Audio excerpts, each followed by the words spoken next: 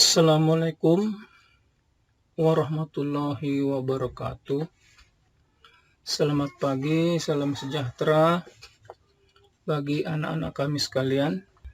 Mudah-mudahan hari ini kita dan seterusnya dalam keadaan sehat walafiat dan tidak kurang satu apapun. Sekarang kita bertemu lagi dengan mata pelajaran kita, yaitu PPKN. Untuk tidak memperpanjang waktu, saya rasa kita langsung saja ke slide kita yang pertama ya. Ini judulnya PPKN kelas 12 SMK. SMK ini sekolah kita lah, tapi sebenarnya untuk SMA juga saya rasa sama ini ya. Bab satunya judulnya kasus-kasus pelanggaran hak dan pengingkaran kewajiban warga negara. Nah, jadi dari judulnya ini, tahulah kita bahwasanya yang mau kita bahas ini adalah mengenai hak dan kewajiban. Dan ini sebenarnya di kelas 11 ya. Di kelas 11 atau di kelas 2 juga sudah pernah disinggung ya. Kalau saya tidak salah juga itu di bab satunya ya. Namun ini kita lebih terfokus atau lebih mendalam tentang kasus-kasus yang berhubungan dengan pelanggaran hak dan pengingkaran kewajiban khusus warga negara. Berarti yang mau kita bahas di sini tentang warga negara Indonesia. Sedangkan di kelas 11 atau di kelas 2 yang lalu itu masih lebih bersifat umum ya. Lebih bersifat umum. Kalau kita lihat dari judulnya ini, dapatlah kita ambil satu bahwasanya yang mau kita lihat di sini adalah pelanggaran hak warga negara dan pengingkaran kewajiban warga negara. Berarti ada dua yang mau kita lihat, ada dua item, yaitu pelanggaran dan pengingkaran hak dan kewajiban warga negara. Jadi sebenarnya kita akan melihat tidak ada salahnya kalau kita lihat dulu apa kira-kira perbedaan antara hak dan kewajiban itu. Nah, anak-anak kami sekalian mungkin sudah sedikit memahami ya yang dimaksud dengan hak, apa juga yang dimaksud dengan kewajiban. Namun perbedaannya bisa kita lihat ya sepintas lalu antara keduanya. Apa bedanya antara keduanya? Yang pertama misalnya kalau hak itu efeknya ya atau akibatnya itu biasanya merugikan orang lain. Kalau kita melanggar hak ya, itu biasanya akan merugikan orang lain. Nah, begitu. Sedangkan kalau pengingkaran kewajiban efeknya biasanya lebih cenderung kepada merugikan diri sendiri. Misalnya apa ya, kalau dalam pelajaran agama misalnya sholat ya kan, puasa, itu kalau kita itu kan kewajiban kita, tapi kalau kita kita ingkari, orang lain tidak ada yang katakanlah dirugikan. Begitu. Jadi dia tidak begitu tegas di dunia ini hukumannya, sementara hak itu hukumannya lebih tegas. Nah, kemudian apa yang dimaksud dengan warga negara? Ini juga sudah kita bahas barangkali di kelas 1 atau di kelas 2 ya. Nah, warga negara itu adalah orang-orang yang menjadi anggota dari suatu organisasi yang disebut dengan negara. Jadi pada dasarnya orang-orang ini adalah mempunyai keterkaitan, mempunyai hubungan dengan negara dalam bentuk hukumnya ya. Mereka diikat dengan hukum di negara tersebut karena mereka menjadi anggota dari negara tersebut. Nah, untuk tidak memperpanjang waktu, langsung saja kita ke slide yang berikutnya ya. Slide yang berikut adalah kompetensi inti atau KI. Apa itu yang dimaksud dengan kompetensi inti adalah kemampuan yang dirumuskan yang masih secara umum ya. Ini maksudnya kemampuan, kompetensi itu kemampuan ya, kemampuan yang harus dimiliki oleh seseorang manakala dia memasuki suatu jenjang lembaga pendidikan. Jadi kompetensi inti itu dia masih dalam bentuk rumusan yang umum, belum bisa diukur, belum bisa dinilai.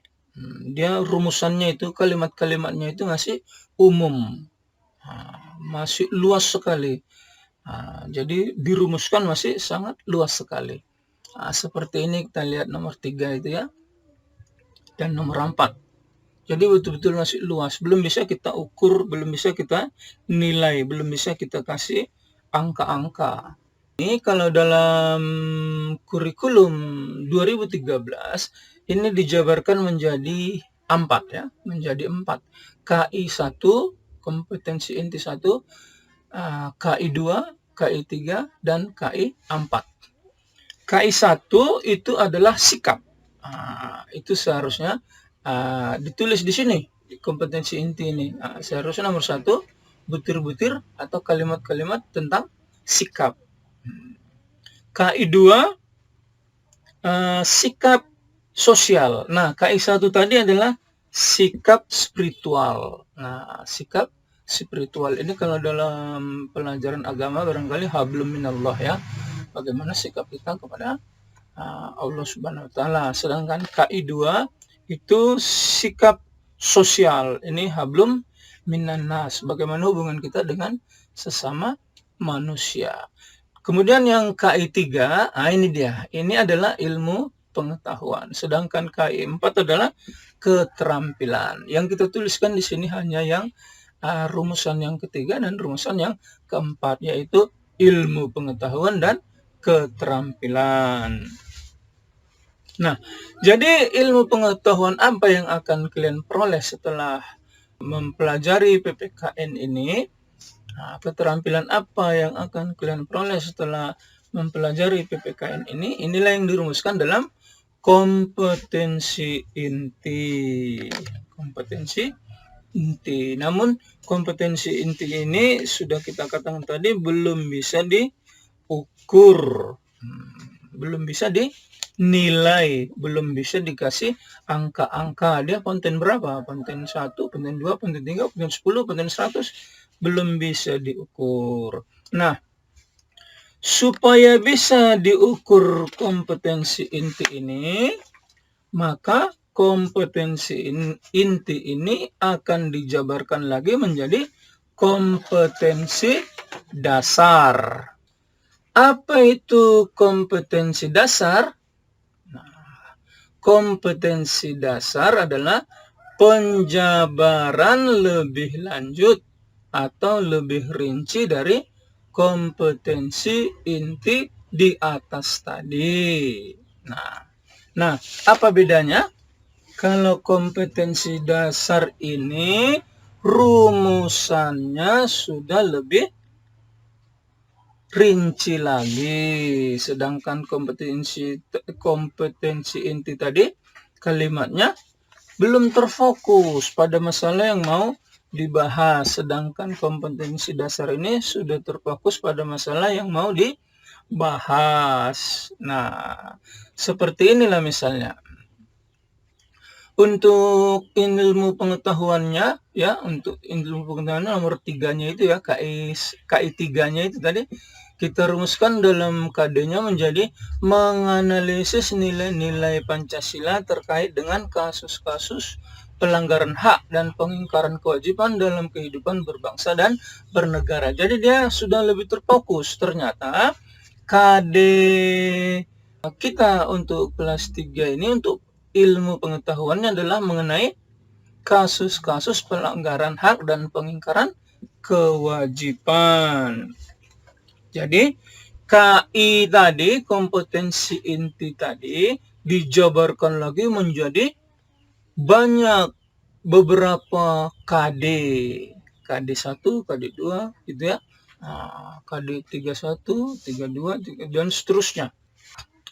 Nah, namun demikian KD ini sendiri juga belum bisa kita ukur dalam bentuk angka-angka. Misalnya kalian sudah mampu atau belum, sudah berkompetensi atau belum untuk kasus-kasus pelanggaran hak dan pengingkaran kewajiban ini. Bagaimana saya tahu kalian sudah mampu atau belum menguasai KD ini? Apa tanda-tandanya kalian sudah mampu menguasai KD ini? Untuk itu maka kita buatlah indikator atau tujuan pembelajaran. Nah, maka KD itu dijabarkan lagi menjadi beberapa indikator. Indikator itu ada indikator pendukung atau indikator penunjang, ada indikator utama atau indikator pokok atau indikator inti. Nah, dari apa yang dimaksud dengan indikator ini adalah tanda-tanda atau ciri-ciri kalian sudah menguasai KD yang tadi. Kalau ini bisa kalian kuasai indikator ini, berarti kalian sudah dianggap menguasai kompetensi dasar yang di atas tadi, ya. Nah, bagaimana caranya saya selaku guru mengetahui apakah kalian sudah menguasai indikator atau tujuan pembelajaran ini? Nah, untuk itu biasanya saya atau selaku guru, siapa saja gurunya, itu biasanya akan mengubah indikator ini atau tujuan pembelajaran ini menjadi soal-soal, membentuknya menjadi soal-soal. Misalnya bentuk soalnya bisa pilihan berganda, bisa esai, bisa menjodohkan, dan lain-lain. Nah, jadi dari satu indikator ini bisa menjadi satu soal, bisa menjadi 2 soal, 3 soal. Nah, bentuknya juga berbeda-beda, bisa benar salah, dan lain-lain. Nah, tingkat kesyukuran soal ini juga ada yang disebut dengan LOTS, ada yang disebut dengan HOTS. LOTS itu kepanjangannya Lower Order Thinking Skill. Sedangkan HOTS itu adalah High Order Thinking Skill. Artinya kalau HOTS itu kemampuan berpikir tingkat yang masih rendah, sedangkan HOTS itu kemampuan berpikir tingkat tinggi. Nah, sekarang kita langsung saja ke materi pokok kita ya. Materi pokok kita itu ada 4 ya. Yang pertama makna hak dan kewajiban warga negara. Yang kedua substansi hak dan kewajiban warga negara dalam Pancasila. Yang ketiga kasus pelanggaran hak dan pengingkaran kewajiban warga negara. Yang keempat penanganan pelanggaran hak dan pengingkaran kewajiban warga negara. Nah, untuk untuk nomor A dan B itu nanti akan kita bahas pada video yang kedua. Sementara untuk yang C dan D itu akan kita bahas nanti pada video yang ketiga. Jadi saya rencanakan video kita ini ada 3 ya. Untuk bab 1 ini kita rencanakan videonya ada 3. Yang pertama ini kita video pembukaan saja, kita belum belajar ya. Kita belum belajar maksimal. Kita istilahnya masih pembukaan saja ya. Kalau ada kata-kata yang salah mohon dimaafkan, atau ada yang berlebihan ya atau kekurangan mohon dimaafkan ya. Saya ucapkan terima kasih. Assalamualaikum warahmatullahi wabarakatuh.